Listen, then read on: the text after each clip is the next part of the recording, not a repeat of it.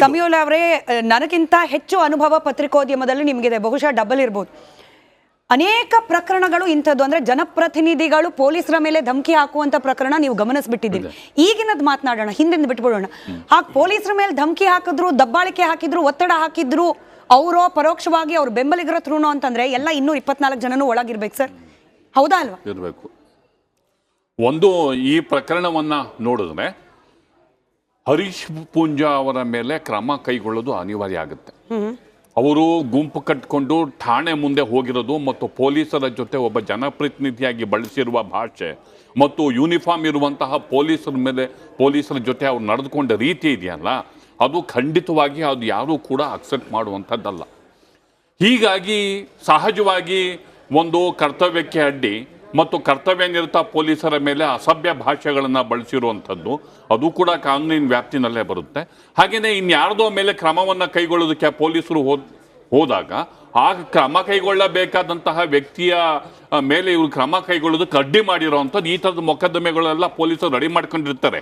ಪೊಲೀಸರ ಮೇಲೆ ಆ ಭಾಷೆನ ಬಳಸಿದ್ರೆ, ಆ ಠಾಣೆಗೆ ಹೋಗಿ ಪೊಲೀಸರನ್ನ ಬೆದರಿಕೆಯನ್ನು ಹಾಕಿದ್ರೆ ಯಾವ ಸಂದೇಶ ರವಾನೆ ಆಗುತ್ತೆ ಅನ್ನೋದು ಜನಪ್ರತಿನಿಧಿಗಳಿಗೆ ಗೊತ್ತಿರಬೇಕಿತ್ತು.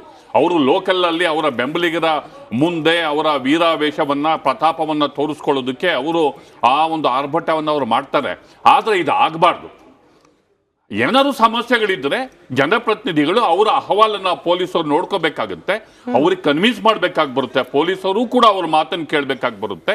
ಅವ್ರೇನಾದ್ರು ಪೊಲೀಸರು ತಪ್ಪು ಮಾಡಿದ್ರೆ ಪೊಲೀಸರು ನೀವು ಮಾಡ್ತಿರೋದು ತಪ್ಪು ಅಂತ ಹೇಳುವಂತ ಅಧಿಕಾರ ಅವರಿಗೂ ಇರುತ್ತೆ. ಆದರೆ ಅದು ಸಭ್ಯ ಮತ್ತು ಶಿಷ್ಟಾಚಾರದ ಭಾಷೆಯಲ್ಲಿ ಮಾತ್ರ. ಆದ್ದರಿಂದ ಇದೇನು ಗಲಾಟೆ ಇದೆ, ಅವ್ರು ಏನಕ್ಕೆ ಕರ್ಕೊಂಡು ಹೋಗಿದ್ದಾರೆ, ಎಲ್ಲದಕ್ಕೂ ಕಾನೂನಿನ ಮೀರಿ ಯಾರು ಕೂಡ ದೊಡ್ಡವರಲ್ಲ. ಪೊಲೀಸ್ನವರಿಗೂ ನಡಿ ಈಗ ಶುರು ಮಾಡೋಣ. ಕೇಸರಿಯಿಂದ ಮನೋಲ್ಲಾಸ ಮನಸ್ಸು ಮತ್ತೇರಿ ಕುಣಿದಾಡಿದೆ ನೋಡು, ಮನಸ್ಸು ಮತ್ತೇರಿ ಕುಣಿದಾಡಿದೆ ನೋಡು. ಕ್ಷಣ ಕ್ಷಣವೂ ಆಚರಿಸಿ ಕೇಸರಿ ಹಬ್ಬ. ವಿಮಲ್ ಬಾಯಲ್ಲಿ ಹೇಳಿ ಕೇಸರಿ. ಕಾನೂನು ಅನ್ವಯ, ಚುನಾಯಿತ ಪ್ರತಿನಿಧಿಗೂ ಕೂಡ ಕಾನೂನು ಅನ್ವಯ.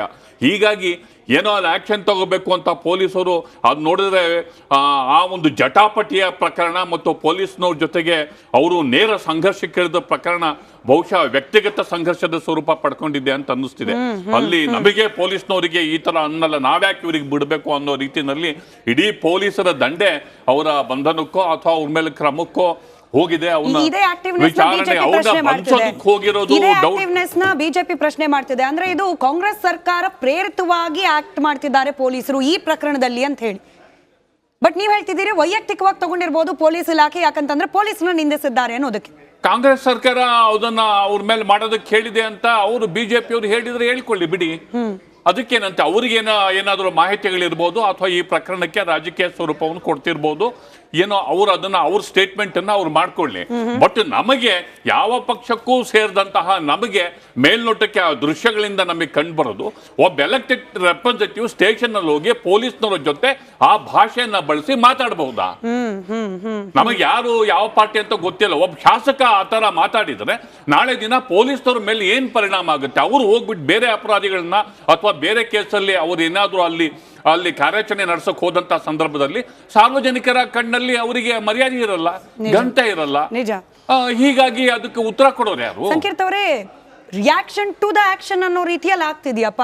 ನೀವು ಯಾವಾಗ ಬೇಕೋ ಅವಾಗ ಮಧ್ಯರಾತ್ರಿ ಅಂದ್ರೆ ಮಧ್ಯರಾತ್ರಿ ಪೊಲೀಸ್ ಸ್ಟೇಷನ್ ಒಳಗೆ ಹೋಗ್ಬೋದು. ಅದಾದ್ಮೇಲೆ ಜನರ ಮುಂದೆ ಒಂದೇ ನಿಮಿಷ ಒಂದು ಅಪ್ಡೇಟೆಡ್ ಬ್ರೇಕಿಂಗ್ ಬರ್ತಾ ಇದೆ. ಹರೀಶ್ ಪೂಂಜಾ ಅವರ ಪ್ರಕರಣಕ್ಕೆ ಸಂಬಂಧಪಟ್ಟಂತೆ ಬಂಧನ ಇಲ್ವಂತೆ. ಬಿಜೆಪಿ ಶಾಸಕ ಹರೀಶ್ ಪೂಂಜಾ ಬಂಧನ ಇಲ್ಲ, ಅವರನ್ನು ಅರೆಸ್ಟ್ ಮಾಡೋದು ಬೇಡ ಅಂತ ಹೇಳಿ ಪೊಲೀಸರು ನಿರ್ಧಾರ ಮಾಡಿದ್ರಂತೆ. ಕಾನೂನು ಸುವ್ಯವಸ್ಥೆ ಹಿನ್ನೆಲೆಯಲ್ಲಿ ಬಂಧಿಸದೇ ಇರುವಂತೆ ನಿರ್ಧಾರ. ಇದು ಯಾವ ಲೆಕ್ಕಾಚಾರ?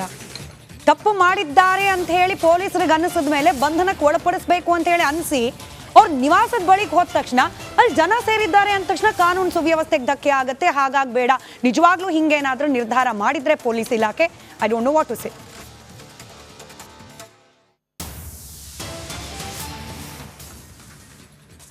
ನಾನು ಸಂಕೀರ್ತ್ ಅವ್ರಿಗೆ ಪ್ರಶ್ನೆ ಕೇಳಬೇಕು ಅಂತಿದ್ದೆ, ಆದ್ರೆ ಒಂದು ಬ್ಯಾಲೆನ್ಸ್ಡ್ ಒಪಿನಿಯನ್ ಬೇಕು ಇದ್ರ ಬಗ್ಗೆ.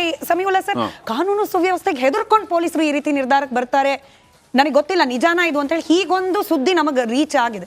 ಅಲ್ಲ, ಈಗ ನಾನು ಅದನ್ನ ನೋಡದೆ ಬಂಧನ ಇಲ್ಲ ಅಂತ ಹೇಳ್ಬಿಟ್ಟು ಇಲ್ಲಿ ಬರೋಕ್ಕಿಂತ ಮೊದಲೇನೆ ನಾನು ಈ ಪ್ರಕರಣದ ಬಗ್ಗೆ ಮಾತಾಡೋದಕ್ಕೆ ನಾನು ಚೆಕ್ ಮಾಡ್ಕೊಂಡಾಗ ಅಲ್ಲಿರೋ ಪೊಲೀಸ್ ಅಧಿಕಾರಿ ಒಬ್ರ ಜೊತೆ ನಾನು ದೂರವಾಣಿ ಮೂಲಕ ಇಲ್ಲಿ ಬರೋದಕ್ಕಿಂತ ಮೊದಲು ಮಾತಾಡಿದಾಗ ವಿಚಾರಣೆಗೆ ಕರ್ಕೊಂಡು ಹೋಗಕ್ಕೆ ನಾವಿಲ್ಲಿ ಬಂದಿದ್ದೀವಿ ಅನ್ನೋ ಮಾತನ್ನು ಹೇಳಿದ್ರು ಅವರು. ಬಂಧಿಸೋದಕ್ಕೆ ನಾವೇನು ಬಂದಿಲ್ಲ, ವಿಚಾರಣೆಗೆ ಕರ್ಕೊಂಡು ಹೋಗೋದಕ್ಕೆ ನಾವು ಇಲ್ಲಿ ಬಂದಿದ್ದೀವಿ ಅಂತಂದು. ವಿಚಾರಣೆಗೆ ಕರ್ಕೊಂಡು ಹೋಗೋಕ್ಕೆ ಅಂದ್ರೆ ಒಂದು ನೋಟಿಸ್ ಅಂತಿರುತ್ತೆ. ನೋಟಿಸ್ ಆದ್ಮೇಲೆ ಒಂದಿನನೋ 2 ದಿನದಲ್ಲೋ ಅಟೆಂಡ್ ಆಗಬೇಕು ಅಂತಿರುತ್ತೆ. ಬಂದ್ಬಿಟ್ಟು ನೀವು ಅಟೆಂಡ್ ಆಗಿ ಅಂತ ಹೇಳ್ಬೇಕಾಗಿ ಬರುತ್ತೆ. ನೀವು ಯಾವುದೇ ಒಬ್ಬ ಶಾಸಕನನ್ನ ಏಕ್ದಮ್ ಒಂದು ದೊಡ್ಡ ದಂಡಿನಲ್ಲಿ ಹೋಗಿ ಅವನ ಮನೆಗೆ ಮುತ್ತಿಗೆ ಹಾಕಿ ಅವನನ್ನ ವಿಚಾರಣೆಗೆ ಕರ್ಕೊಂಡು ಹೋಗಕ್ಕೆ ಬಂದಿದ್ದೀವಿ ಅನ್ನೋದನ್ನ ಅದು ಯಾವ ಥರ ಏನು ಕೈ ಹಿಡಿದು ರಟ್ಟೆ ಹಿಡಿದು ಎಳ್ಕೊಂಡು ಹೋಗ್ತಿರೋ ಇಲ್ಲ ಕುತ್ತಿಗೆ ಪಟ್ಟಿ ಹಿಡಿದು ಎಳ್ಕೊಂಡು ಹೋಗ್ತಿರೋ ಹೇಗೆ ಅಂತ ಕೇಳಿದಾಗ ಇರಲಿಲ್ಲ.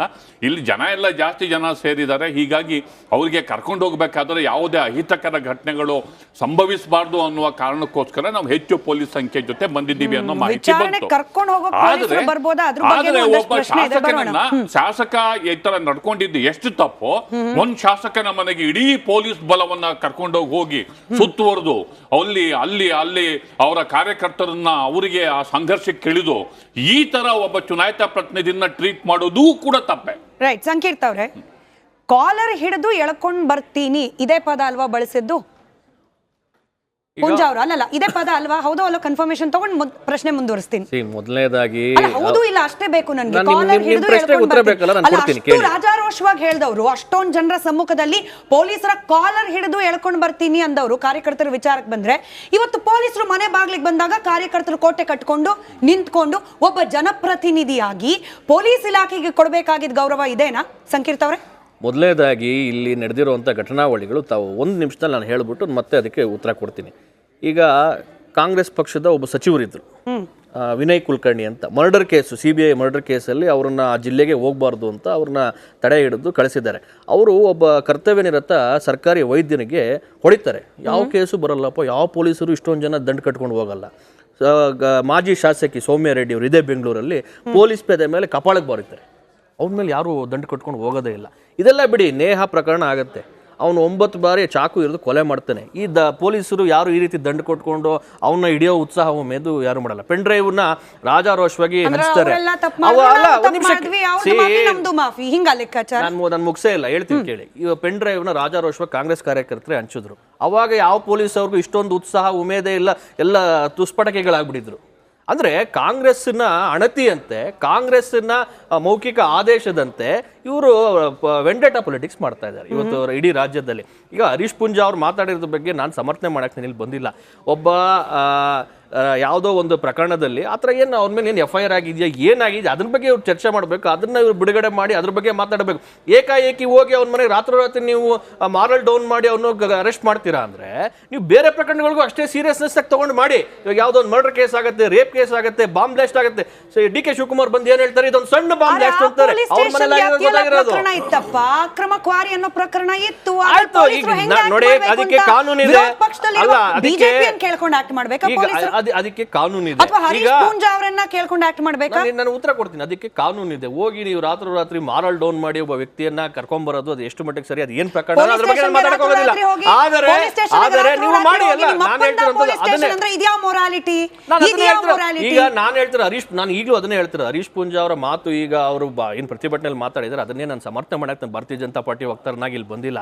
ಆದ್ರೆ ಕಾಂಗ್ರೆಸ್ ಅವ್ರಿಗೆ ಇದೆ ನೀವು ಹೊಸದಲ್ಲ, ಅವರ ಚಾಳಿ ಇದು.